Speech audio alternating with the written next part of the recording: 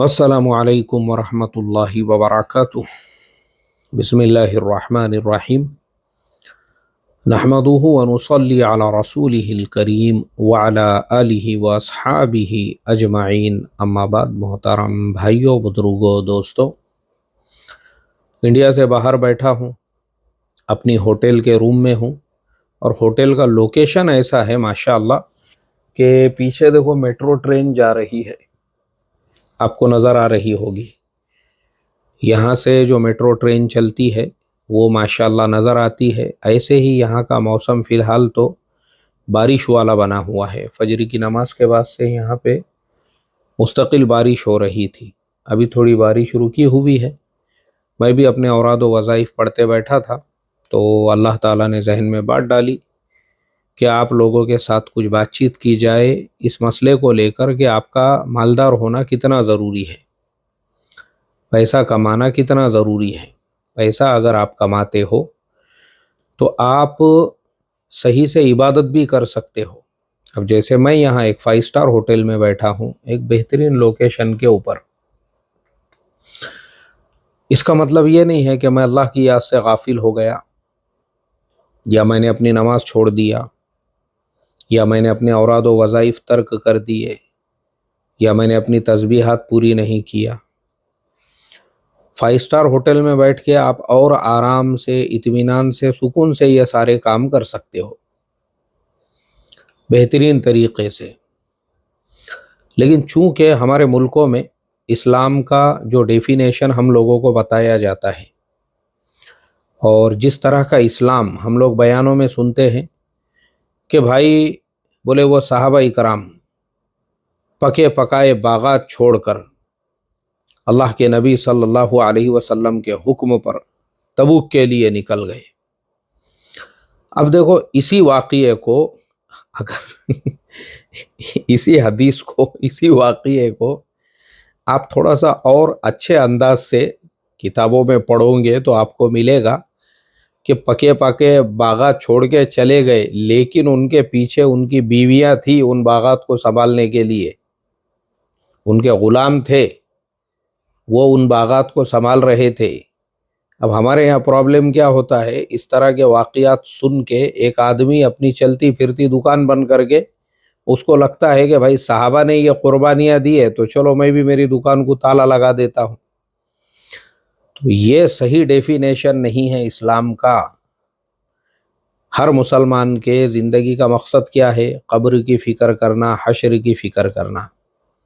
लेकिन इसका मतलब ये नहीं है, कब्र और हश्र की फ़िक्र का जो डेफिनेशन हमारे मुल्कों में बयान किया जाता है तो हमारे यहाँ पे लोग क्या समझते हैं, भाई पैसा कमाना तो हराम है, ये तो फ़िरऔन, क़ारून, नमरूद, शद्दाद इनका काम था।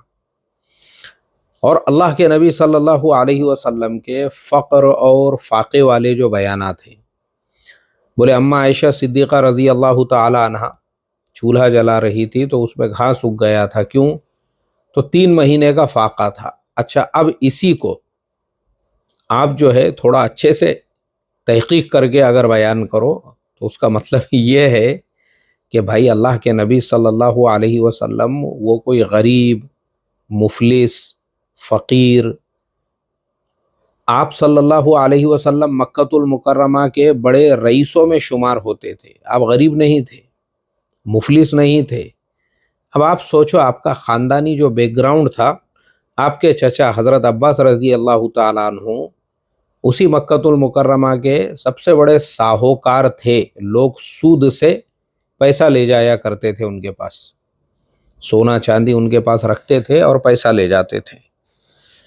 अब आप इस पे से सोचो कि अल्लाह के नबी सल्लल्लाहु अलैहि वसल्लम ख़ुद जब हिजरत के लिए आप रवाना हुए तो आपने हज़रत अली कर्रमल्लाहु वजहहू को जो छोड़ा मक्कतुल मुकर्रमा में और कहा कि हमारे जाने के बाद तो मदीनतुल मुनव्वरा के लिए निकलना।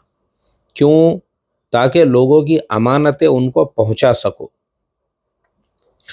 तो हज़रत अली रज़ी अल्लाह ताला अन्हु ने, किसी के 2 दाने सोने के थे, किसी के 4 दिरहम सोने के थे, वो उनको लौटाए और लौटाने के बाद फिर मदीना के लिए रवाना हुए और कुबा में जाकर आपसे मिले। तो फिर मदीनतुल मुनव्वरा में ये हालात क्यों दरपेश आए? एक बहुत ही सिंपल सी बात है, आप समझ सकते हैं इस चीज़ को। अब जैसे हमारे इंडिया के लोगों को अमेरिका से जहाज़ों में भर भर के इंडिया भेजा जा रहा है, ऐसे ही कनाडा में अगर आप चले जाओगे तो कनाडा के अंदर आपको ऐसे लाखों इंडियंस मिलेंगे, स्टूडेंट्स वगैरह, जिनके माँ बाप ने लाखों रुपया दे के उनको वहाँ पे भेजे हैं। लेकिन जब वो कनाडा चले गए, वहाँ उनके गुर्बत के हालात चल रहे हैं। तो एक ऐसा नौजवान जिसका बाप इंडिया में करोड़पति है, वो भी वहाँ पे छोटे से छोटा काम करने के लिए तैयार है। भाई वॉलमार्ट के अंदर सामान उठाना है तो 500 लोगों की लाइन लग गई हुई है। वॉलमार्ट के अंदर जो है कारोबार, यानी वो हेल्प का करना है, जो हर चीज़ को उसकी जगह पे रखना है, उसके लिए लोगों की लाइन है। क्यों मजदूरी पे मजबूर हुए? क्योंकि वो एक अजनबी मुल्क में गए, और अजनबी मुल्क कैसा होता है, वहाँ ना कोई अपना रिश्तेदार होता है, ना सगा होता है, सारी चीज़ें अपने को करना पड़ती है। अब ऐसे ही मैं आपको मेरी भी मिसाल देता हूँ। मैं अब ये मुल्कों में, पहले तो मैं कंपनी के काम से आया करता था, बाद में हमने यहाँ पे वो काम के दरमियान में अपने काम का सेटअप कर लिया अल्लाह के फजलो करम से। जैसे साउथ कोरिया की मिसाल ले लो, वो तो बहुत महंगा है। वहाँ अगर मैं अपने खुद से जाके रहना चाहूँ ना तो नहीं रह सकता मैं। वो तो फ्री फंड में जो है, जिस ऑर्गेनाइजेशन के साथ हम काम करते उन्होंने दावत दिए तो हम गए, 5 स्टार होटल में रहे, खाना वाना खाए वहाँ पे माशाल्लाह। लेकिन उसके कंपैरिजन में अगर मैं खुद से जाना चाहूँ ना, बहुत मुश्किल है। मैं नहीं जा सकता एक अजनबी मुल्क में या अजनबी शहर में।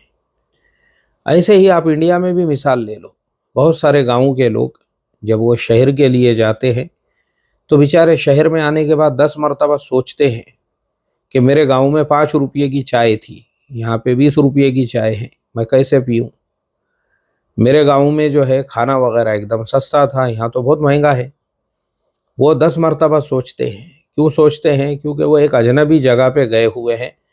जब तक कि वो वहाँ सेट नहीं हो जाते, जब सेट हो गए तो फिर उसके बाद कुछ मसला नहीं है।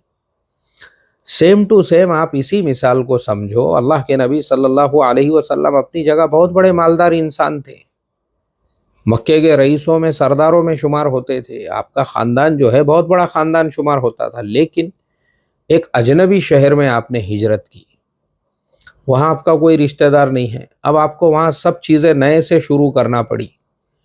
तो इसके लिए जब तक वहाँ पे आपके सारे हालात साजगार नहीं हुए तो शुरू में तकलीफ़ें आई, दिक्कतें आई, वरना वही मदीनतुल मुनव्वरा है। उसी मदीनतुल मुनव्वरा के अंदर जब अल्लाह ताला ने फुतूहात के दरवाज़े खोले और जब खैबर फतेह हो गया तो अल्लाह ताला ने मुसलमानों को भी, उनको भी जो है पैसे वाला बना दिया। और अल्लाह के नबी का ये मिशन ही था कि गरीबी ख़त्म की जाए। और सहाबा इकराम जो मदीनतुल मुनव्वरा में ख़ास तौर पे अंसार मदीना थे, वो क़र्ज़ों में मुब्तला रहा करते थे। तो उनके क़र्ज़ों को किस तरीक़े से उनको यहूदियों के क़र्ज़े से निकाला जाए, इसलिए आहिस्ता आहिस्ता जो है सूद की पहले बुराइयां बयान हुई और फिर उसके बाद उसकी हुर्मत भी बयान हो गई। तो वो इस तरीक़े से जो है ना, असल ये है सही डेफिनेशन। अब हम लोग ये सब चीज़ें डीप में इसकी स्टडी नहीं करते, ये बातें हम पता ही नहीं करते, तो हमको क्या लगता है कि भाई साहबा ने भी ऐसा ही किया हुआ होगा, उन्होंने बहुत कुर्बानियाँ दी दीन की खातिर, इसमें कोई शक शुबा नहीं है। लेकिन उनकी कुर्बानियों में जो एतेदाल था ना, एतेदाल, आप एतेदाल देखो, इस्लाम में एतेदाल है। इस्लाम में ना इफरात है और ना ही तफरीत है। इफरात तफरीत दोनों के लिए कोई जगह नहीं है, एतेदाल है। साहबा की कुर्बानियाँ एतेदाल वाली थी, इफरात और तफरीत वाली नहीं थी। हमारे यहाँ पे इफरात और तफरीत है। हमको जो है ना सही से सही बातें, सही चीज़ें पता नहीं होती है और हम जोश में, जज्बात में आकर जो है कदम उठाते हैं, उसको दीन समझते हैं हम, हालांकि वो दीन नहीं है। अब आप अगर करोड़पति बन गए, मिसाल के तौर पे पैसे वाले बन गए, तो आप किसका भला करोगे? मुझे बताओ। आपके माँ बाप को एक अच्छी ज़िंदगी दोगे आप, क्या आपको उस पर सवाब नहीं मिलेगा? आप अपने घर वालों को अपनी बीवी को, अपने बच्चों को एक अच्छी ज़िंदगी दोगे, क्या उस पर आपको अजर व सवाब नहीं मिलेगा? अब आप ज़कात निकाल रहे हो और माल का हक अदा कर रहे हो। अब देखो, यहीं पे आपका जो है ना पूरे सवालों का जवाब आपको मिल जाता है। जहां आपने माल का हक अदा कर दिया, माल का हक क्या होता है? आप ज़कात अदा करो, उसमें से सदक़ात अदा करो।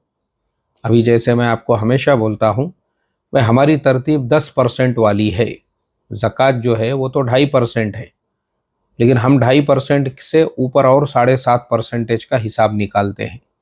हमारा हिसाब किताब 10% का होता है।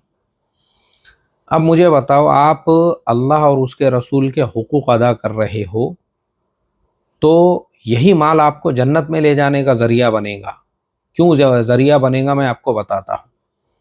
अभी मेरे पास थोड़े दिनों पहले एक तकाज़ा आया मेरे एक रिश्तेदार का। वो सख्त कर्ज़ों में घिरे हुए हैं, बैंकों के कई लोन हो चुके हैं, और जिन्होंने मुझे कहा, उन्होंने कहा कि भाई, अगर ऐसे वक्त में उनकी मदद नहीं की गई, हो सकता है कल को वो ख़ुदकुशी का कदम उठा ले। हमने उनकी मदद की और माशाअल्लाह वो अपने कारोबार में लाइन से लग गए। एक बहुत बड़ा जो बोझ था उनके ऊपर से वो उड़ गया। अब मुझे बताओ, अगर वो इंसान जो ख़ुदकुशी तक पहुंच चुका था, वो पीछे हट गया और आज वो अपनी जगह पे सेट हो गया, क्या आप इसको दीन नहीं समझते हो? इस पे सवाब नहीं मिलेगा अल्लाह ताला की तरफ से? मेरा सवाल है आप लोगों से।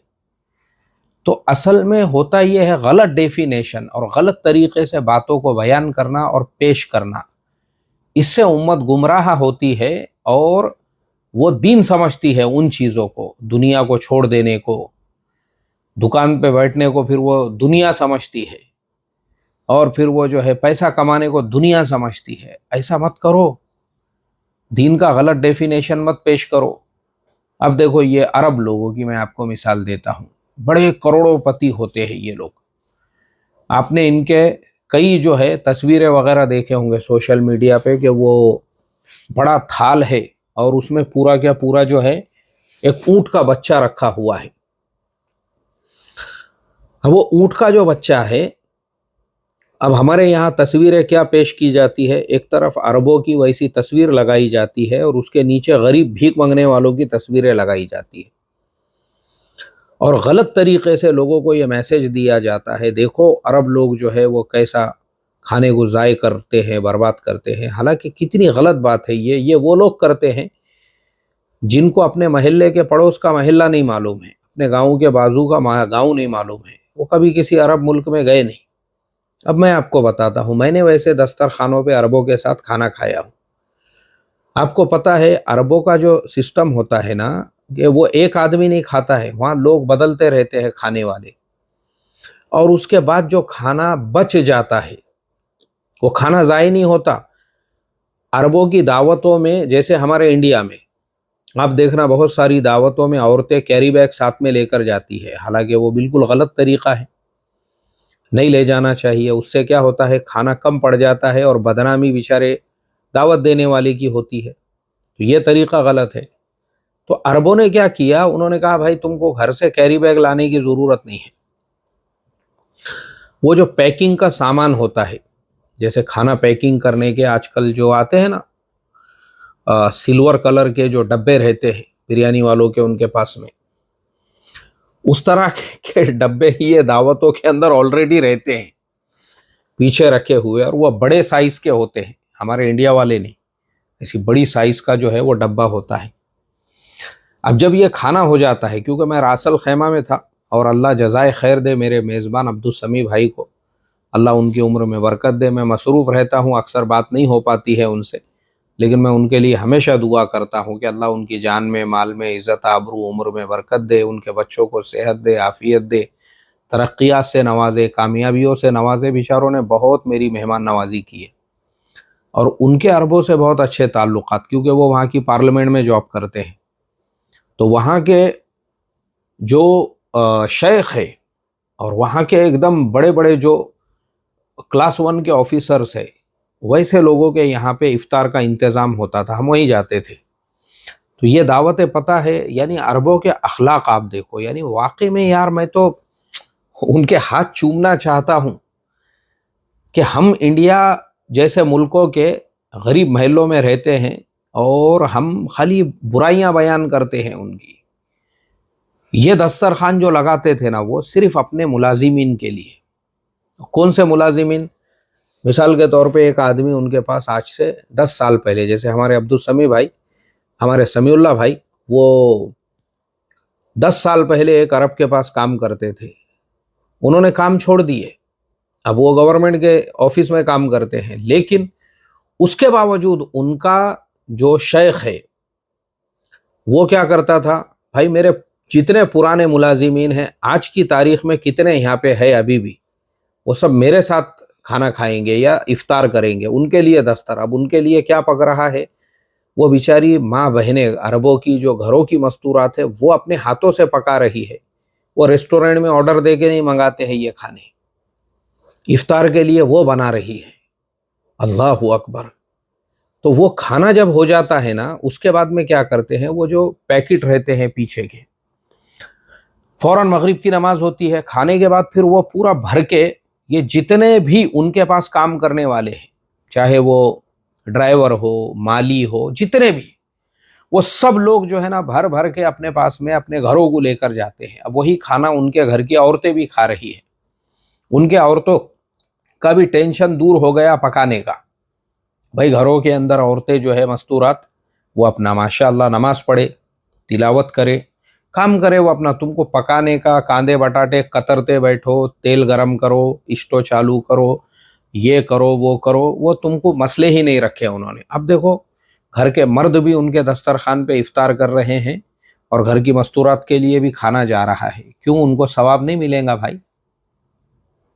सवाल है मेरा। अरबों के पास तो पोर्शे, BMW, ऑडी और लैंड क्रूजर तो मैंने खुद देखा हूं मदीनतुल मुनव्वरा में खेत में हल मारते हुए उससे। अब ऐसी गाड़ियां उनके पास में होती है तो हम क्या कहते हैं, यानी उनकी बुराइयां बयान करते हैं इंडिया के गरीब महलों में बैठकर।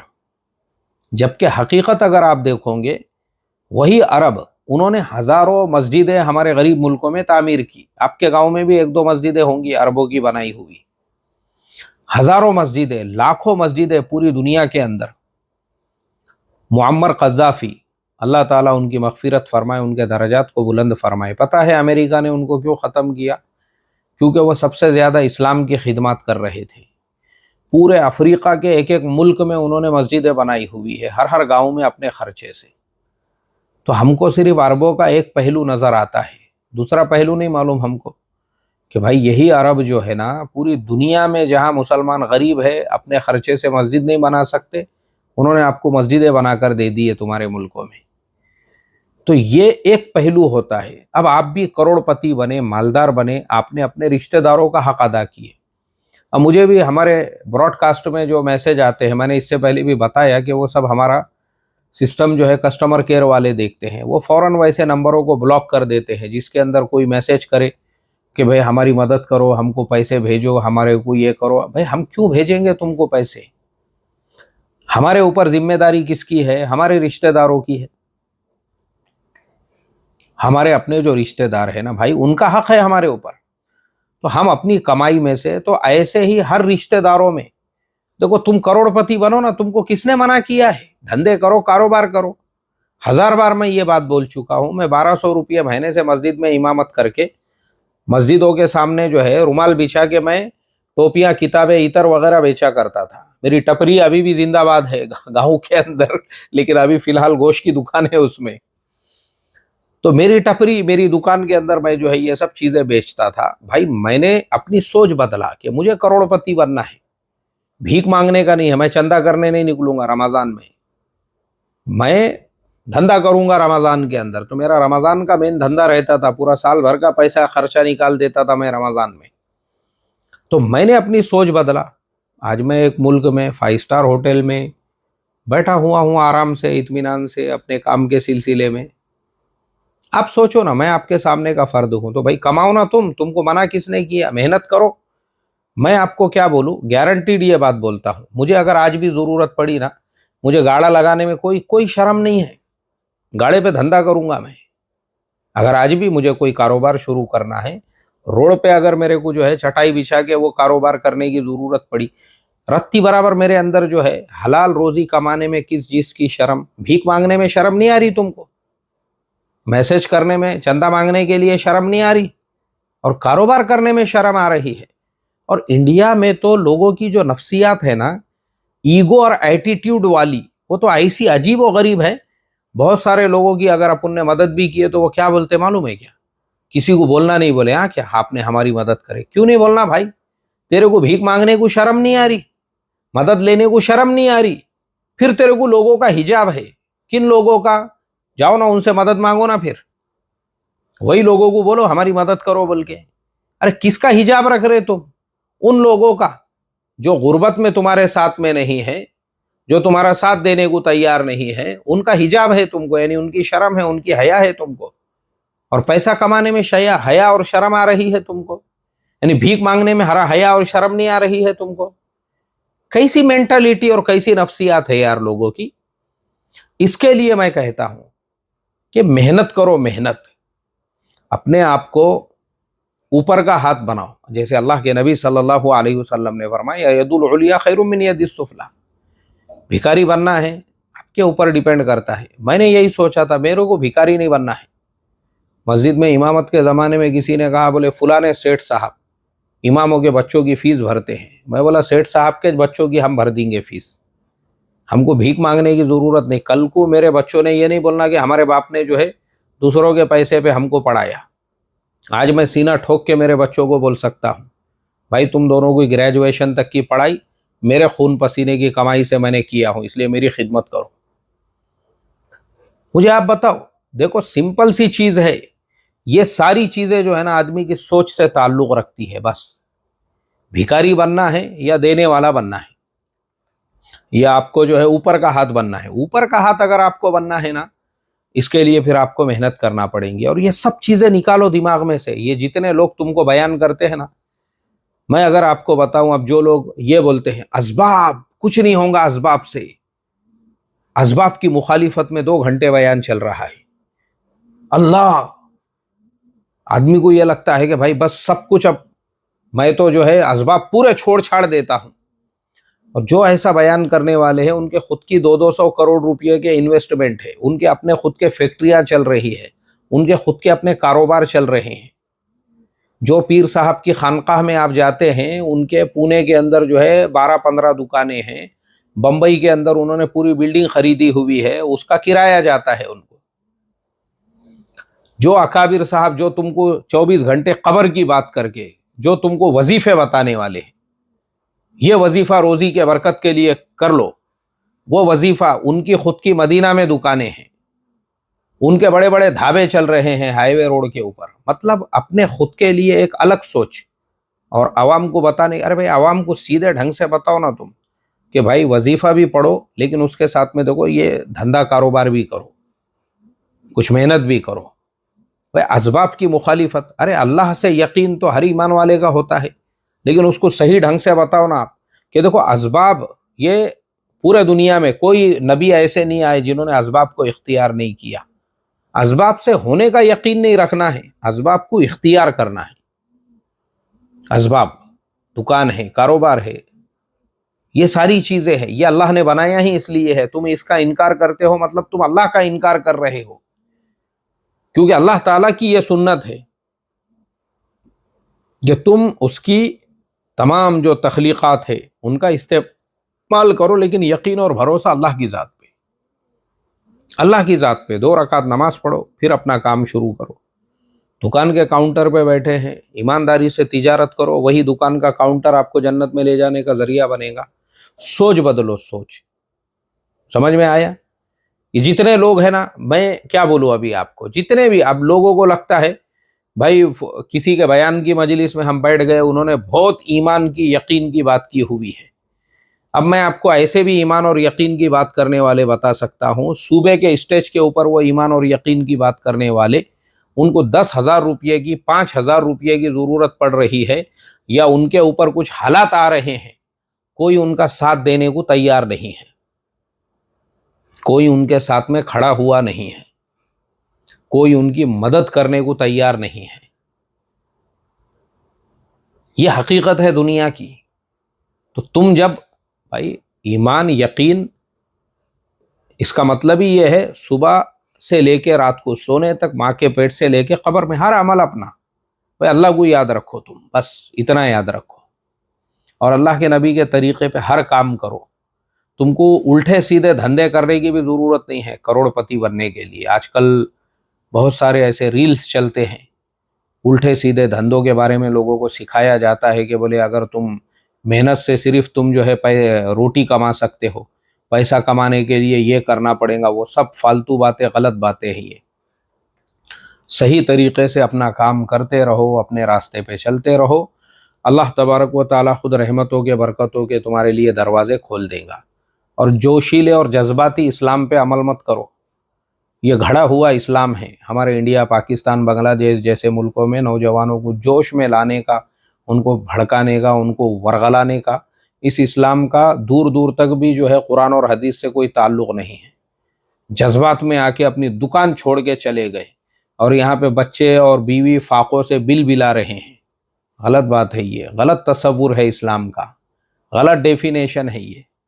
अल्लाह हम तमाम को सही इस्लाम समझा दे। अस्सलामु अलैकुम व रहमतुल्लाहि व बरकातुहू।